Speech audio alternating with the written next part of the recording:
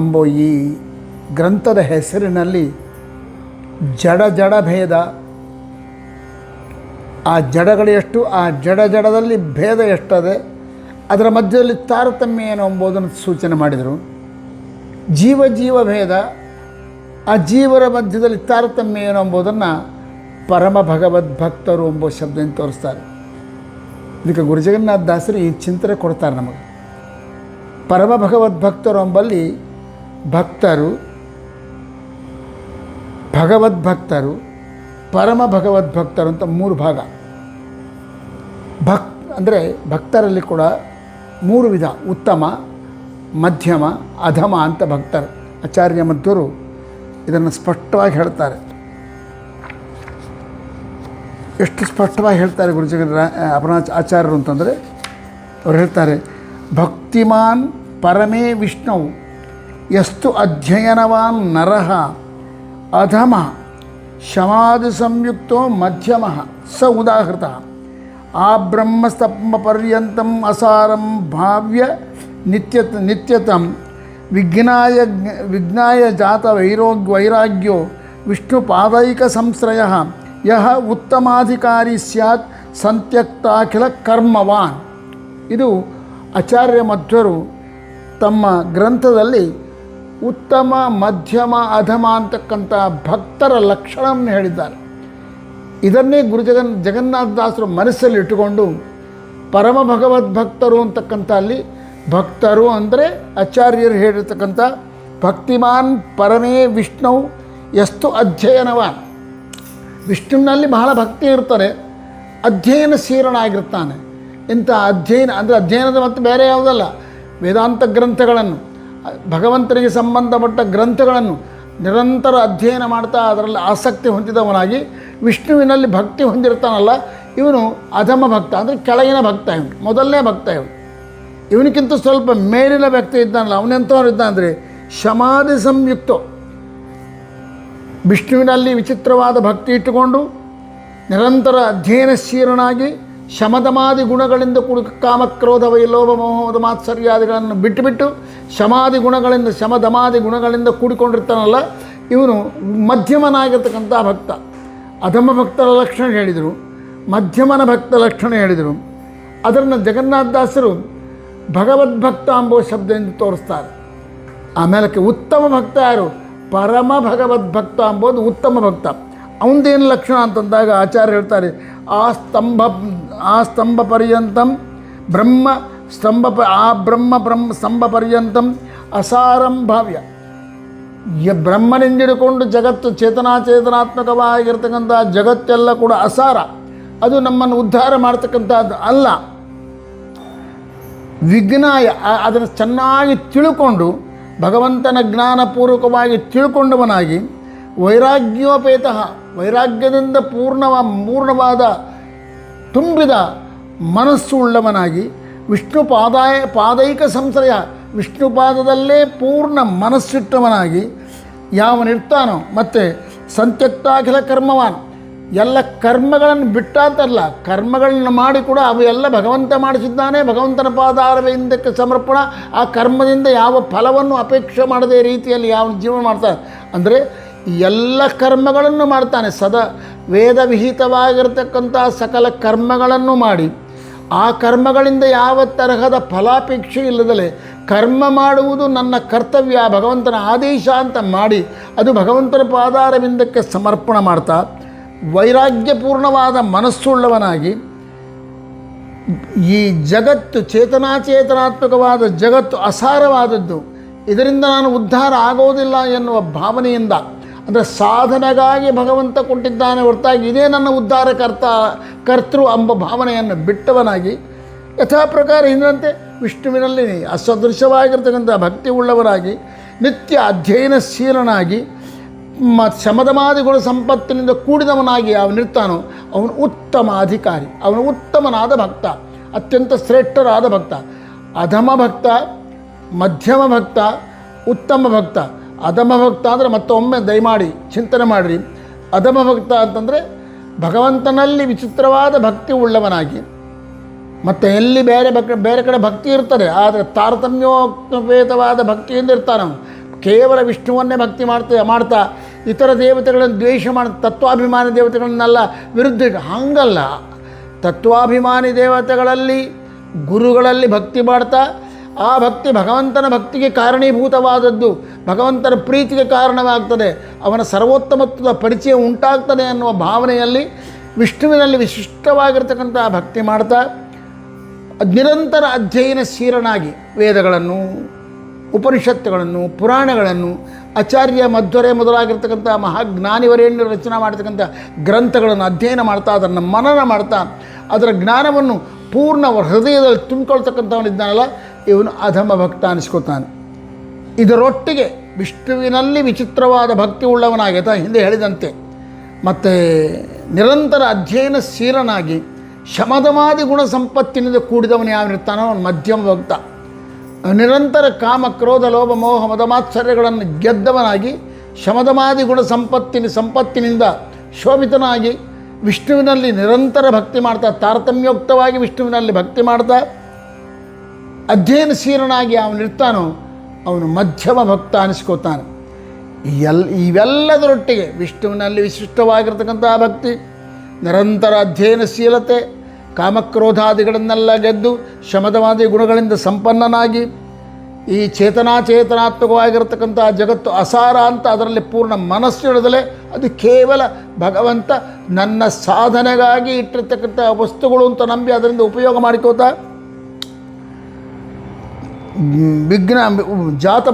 ಪೂರ್ಣ ಮನಸ್ಸಿನಲ್ಲಿ ತುಂಬಿದ ವೈರಾಗ್ಯ ಉಳ್ಳವನಾಗಿ ವಿಷ್ಣುವಿನ ಪಾದದಲ್ಲೇ ನಟ್ಟ ಮನಸ್ಸುಳ್ಳವನಾಗಿ ಸಂತ್ಯಕ್ತಾಗಿಲ ಕರ್ಮಗಳನ್ನೆಲ್ಲ ಮಾಡ್ತಾನೆ. ಆ ಕರ್ಮದಲ್ಲಿ ತಲ್ಲೀನನಾಗುವುದಿಲ್ಲ, ಕರ್ಮದ ಫಲಾಪೇಕ್ಷೆ ಇರೋದಿಲ್ಲ. ಕರ್ಮ ಮಾಡುವುದು ಎಂಬುದು ಭಗವದ್ ಆಜ್ಞೆ.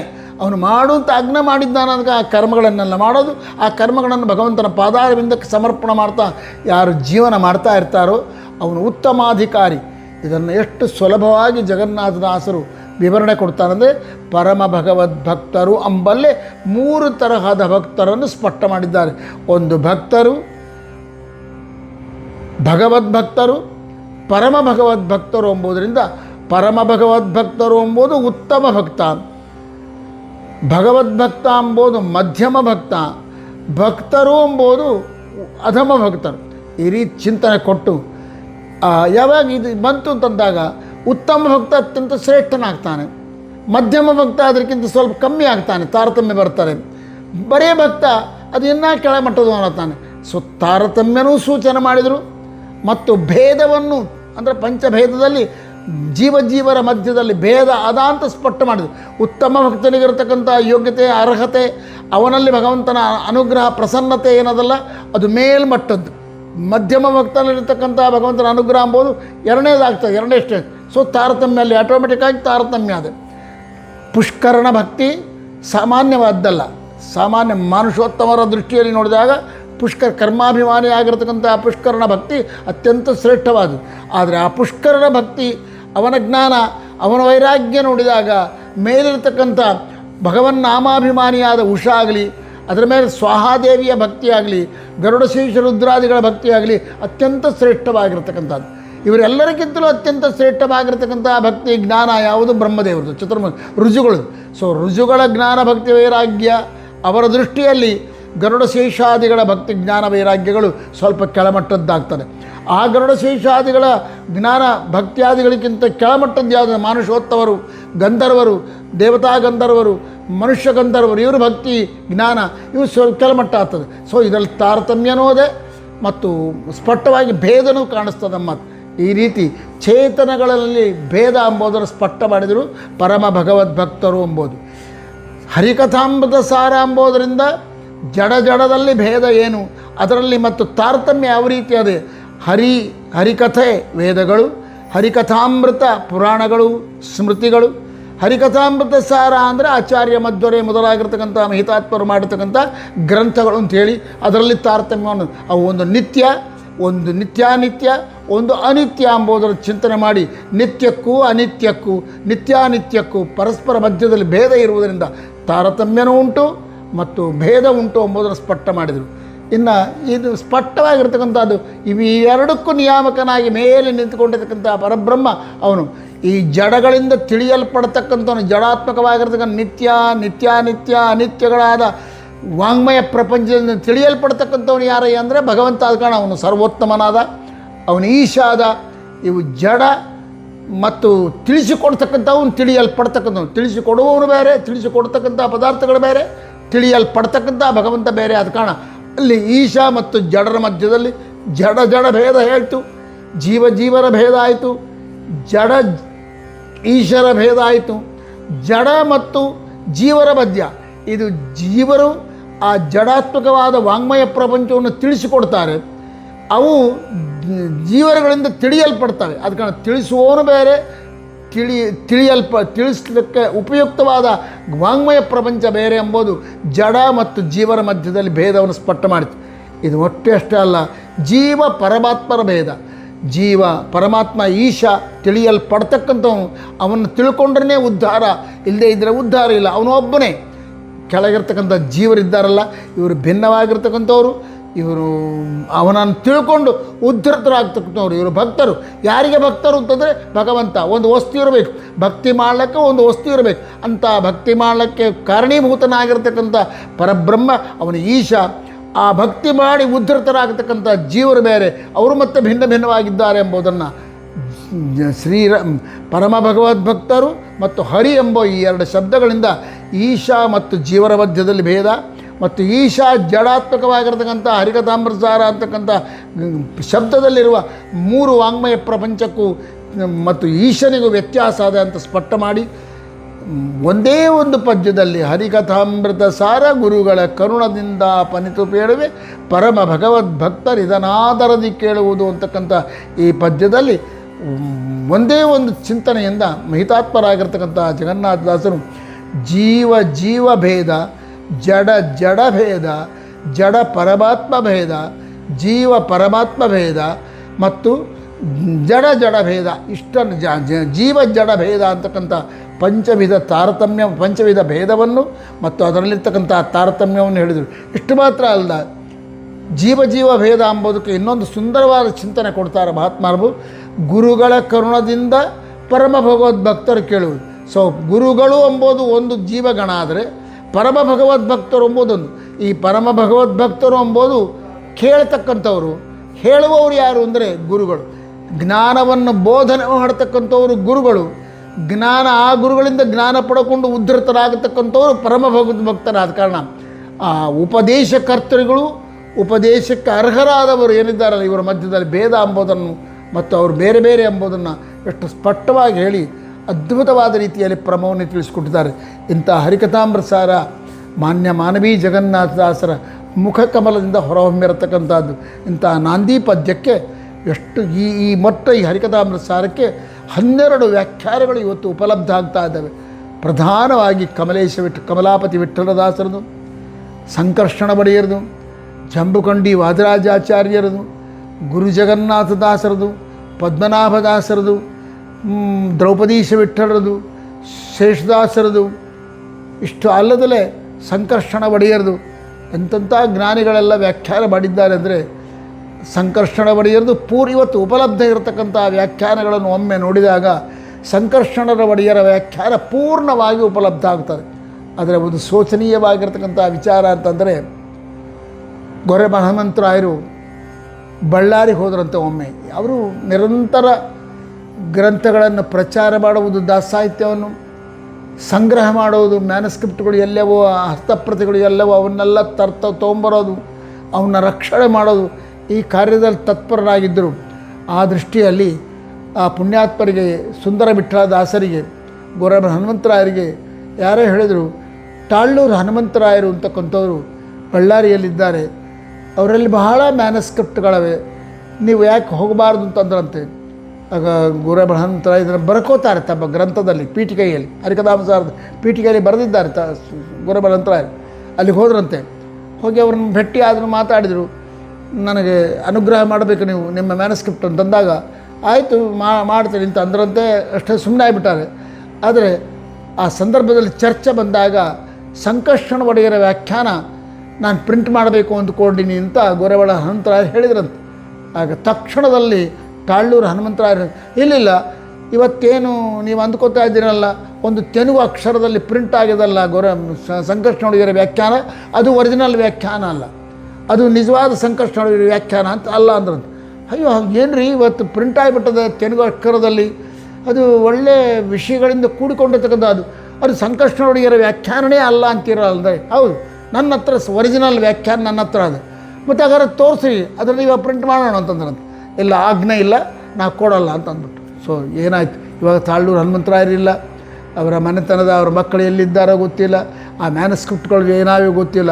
ಒಂದು ಮಾತ್ರ ನನ್ನ ಪುಣ್ಯ, ನಾನು ಅವ್ರನ್ನ ಪ್ರಾರ್ಥನೆ ಮಾಡಿಕೊಂಡು ದಯಮಾಡಿ ನಿಮ್ಮಲ್ಲಿ ಏನಾದರೂ ಮ್ಯಾನುಸ್ಕ್ರಿಪ್ಟ್ಗಳಿದ್ದರೆ ಗುರುಜಗನ್ನಾಥದಾಸರಿಗೆ ಸಂಬಂಧಪಟ್ಟಿದ್ದಿದ್ದರೆ ನೀವು ಅನುಗ್ರಹ ಮಾಡಿ ಅಂತಂದರೆ, ಆತ ಯಾಕೆ ದಯ ಬಂತೋ ನನಗೆ ಗೊತ್ತಿಲ್ಲ.